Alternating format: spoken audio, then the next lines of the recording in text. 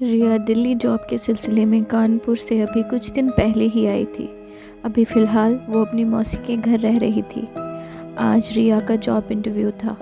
वो अपनी कंपनी में बैठी अपने नाम का इंतज़ार कर रही थी और सोच रही थी, इंटरव्यू तो हो गया है, पता नहीं इस बार जॉब मिलेगी या नहीं। शाम हो चली थी। इंटरव्यू के लिए आए लगभग सभी लोग जा चुके थे। बचे थे रिया और उसके साथ 3 लोग और। तभी रिया का नाम पुकारा जाता है और उसे बताया जाता है कि उसे सिलेक्ट कर लिया गया है और वो सोमवार से आ सकती है। रिया की खुशी का कोई ठिकाना नहीं था। ये उसकी पहली जॉब थी और ये पहली बार था जब वो घर से इतनी दूर आई थी, क्योंकि कंपनी मौसी के घर से बहुत दूर थी। रिया सोचती है कंपनी के आसपास। मौसी रिया को समझाती भी है कि अनजान जगह है, उसे अभी फ़िलहाल यहीं रहना चाहिए। अभी उसकी जान पहचान हो जाए तब वो आराम से घर देख ले। पर रिया का कहना था दिसंबर की ठंड में इतनी दूर जाना आना बहुत मुश्किल होगा। जॉब ज्वाइन करने में अभी 3 दिन थे।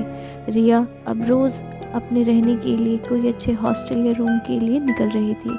2 दिन बीत चुके थे पर उसे कोई जगह समझ में नहीं आ रही थी। वो सोचती है अगर आज भी उसे कुछ समझ में नहीं आता है तो वो मौसी के घर से ही जॉब ज्वाइन करेगी। वैसे तो उसे आज भी कोई उम्मीद नहीं थी, पर फिर भी वो घर ढूंढने के लिए निकल पड़ती है।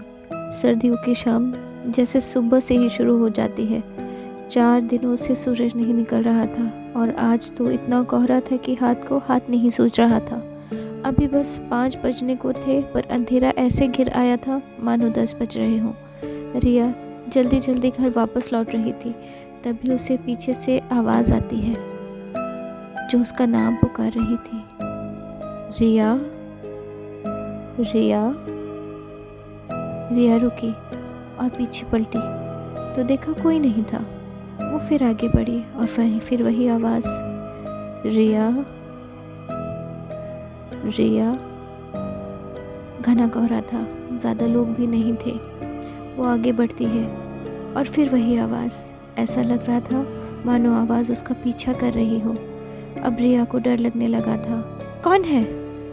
रिया चिल्लाई। तभी एक हंसने की आवाज़ आई। कोई दिख नहीं रहा था पर आवाज़ जैसे रिया का पीछा ही नहीं छोड़ रही थी। अब रिया के डर के मारे हाथ ही जम गए थे। वो ना चल पा रही थी न रो पा रही थी। उसकी आंखों से आंसू बहने लगे पर मुंह से एक शब्द बाहर नहीं आ रहा था। वो कांप रही थी, सर्दी से नहीं डर से। ठंडी तेज हवा के झोंके जैसे उसका खून सुखा रहे थे। तभी कुछ लोग उसे आते दिखते हैं। हिम्मत करके रिया तेज कदमों से चलना शुरू करती है। कुछ देर चलने के बाद उसे ऑटो मिल जाता है। ऑटो में आके बैठकर रिया जैसे सुकून की सांस लेती है पर उसकी धड़कनें बहुत तेज थी। ऑटो वाले ने रिया का मुंह देखा और वो समझ गया ये उसके रोज़ का रास्ता था। इसीलिए उसे समझते देर न लगी कि रिया के साथ क्या हुआ होगा। आबादी वाले इलाकों में जैसे ही ऑटो पहुंचा, ऑटो वाले ने रिया से पूछा, आप ठीक हैं? रिया ने हाँ में सर हिलाया। भैया ने फिर पूछा, कुछ हुआ है क्या मैडम? आप बहुत डरी हुई लग रही हैं। रिया ने भैया की तरफ देखा और ना में सर हिलाया। भैया समझ गए कि रिया बहुत डरी हुई है। इस बार भैया ने पूछा, क्या तुम्हारा भी नाम किसी ने पुकारा है? रिया ने चौंक कर भैया की तरफ देखा। आपको कैसे पता? भैया बोले, मेरा रोज़ का रूट है ये, मैं अच्छी तरीके से जानता हूँ, ये मेरे साथ भी हो चुका है। रिया ने आश्चर्य से ऑटो वाले को देखा और पूछा, वो कौन थी और उसे मेरा नाम कैसे पता है? ऑटो वाले ने गंभीर स्वर में बोला, कुछ सवालों के जवाब नहीं होते और हमें जानने की कोशिश भी नहीं करनी चाहिए। आप ठीक हैं, सुरक्षित हैं, इसी के लिए आप भगवान को धन्यवाद दीजिए और कोशिश कीजिए दोबारा वहाँ ना जाए। आज भगवान ने आपकी सहायता की है, दोबारा नहीं करेंगे। रिया की मौसी का घर आ चुका था। ऑटो वाले ने उसे घर के आगे उतारा। रिया उतरी और घर की बेल बजाने लगी। तभी रिया को याद आया कि उसने तो ऑटो वाले को पैसे ही नहीं दिए।